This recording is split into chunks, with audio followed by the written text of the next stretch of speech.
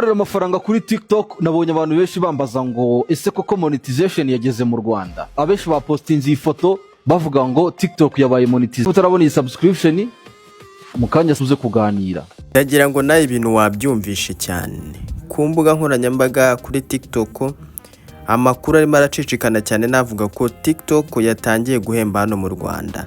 Ese ni gute wamenya ko nawe wagiye muri iyo porogaramu yuko ushobora kuba wahembwa na TikTok?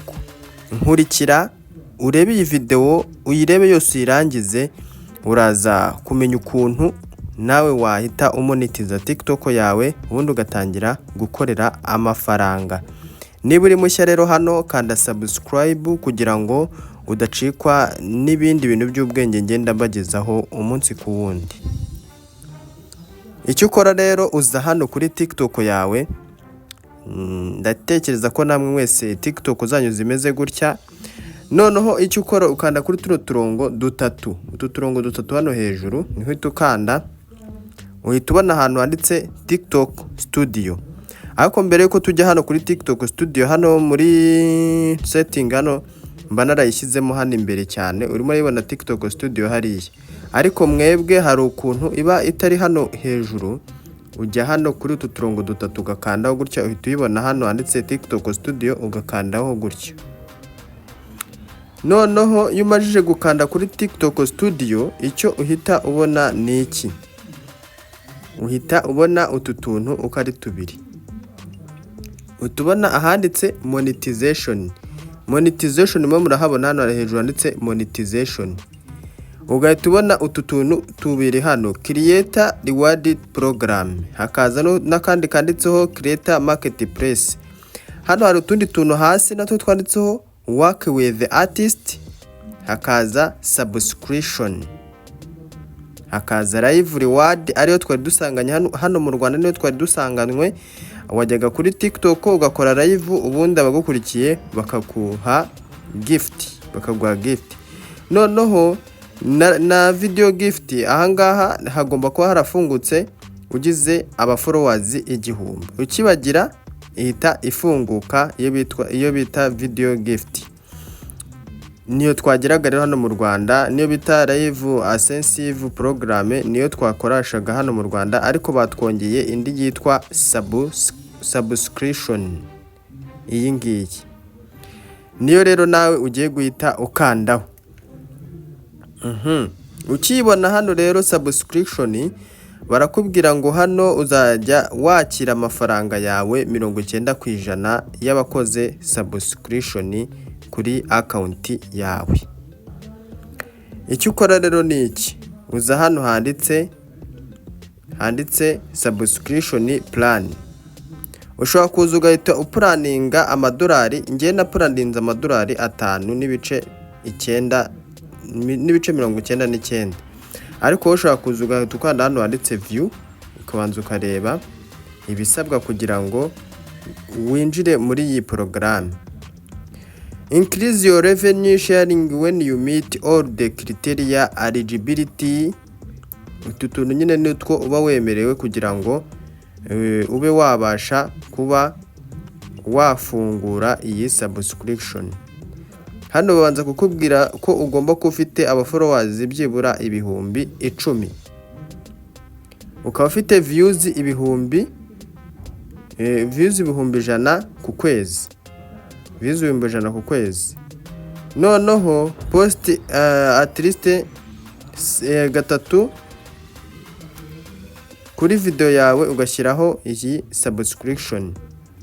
Hano ukahita bakubwira post now, ukaba wapostinga none ahangaha. Ubu ni uburyo bwa mbere rero baduhaye hano mu Rwanda bwo kuba wakorera amafaranga biciye muri abantu bawe bakureba. Agikanda subscribe, niba uzi kuri YouTube ukuntu bakanda subscribe, uhita ko ubona amafaranga. Ubundi buryo ngiye kubereka ni ubu buryo bundi bwitwa creator reward program. Icyo kara ni uguhita ukandaho hano ugakanda view kugira ngo urebe ibyo ari byo. Ukihagera rero uhita ubona ukuntu ibintu biteye hano. Batubwira ati high quality content and long watch time, now have a strong impact on your reward you collect. New dashboard insight can show you how. Hano nakubwira ngo ugomba gukora content iri karite isa neza, kuko iyo udakoze isa neza biraza kukugiraho ingaruka ku bijyanye n'imihembere, baraza kugabanya amafaranga baguhemba. Hano akakubwira ati welcome to creator reward program to help you to get started. We have prepare some frequency ask question. Hano tuno tubazo nyine tw'ingenzi abantu bakunda kubaza bakigera kuri iyi porogaramu bwa mbere, ariko kugira ngo winjize amafaranga kuri TikTok bisaba kuba ufite n'iyi porogaramu kugira ngo ube wakwinjiza amafaranga kuri video zawe ukora umunsi ku wundi. Ariko icyo baduhaye hano mu Rwanda ni icyitwa subscription, kubera ko ntayo twagiraga. Subscription yabaga mu bihugu birimo Leta Zunze Ubumwe za Amerika, Ubwongereza, Ubufaransa, Ubuyapani, Korea y'Epfo n'ibindi bihugu. Mu Rwanda rero hano muri Afurika nitwe twenyine bahaye subscription. Ayo niyo mpamvu wabonaga abantu bataye umutwe bavuga ati hano mu Rwanda TikTok igiye gutangira ihembe, ariko mu by'ukuri TikTok ntago ihemba kuri video, ahubwo izajya ihemba bitewe n'abantu bakanze subscription kuri account yawe. Niba rero ufite abantu benshi cyane bagukunda bakanda subscription, nawe genda rero ufungure subscription kwa kuri ndaberetse. Ibisabwa mwabibonye ni uko ufite aba followers 10,000 ukagira views 100,000.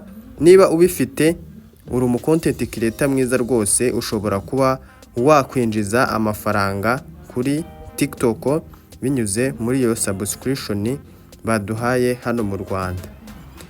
Ikindi rero nakubwira nuko kugira ngo uhembwe binyuze muri iyo subscription, amafaranga ubonye ugomba kuyabikuza uciye muri PayPal.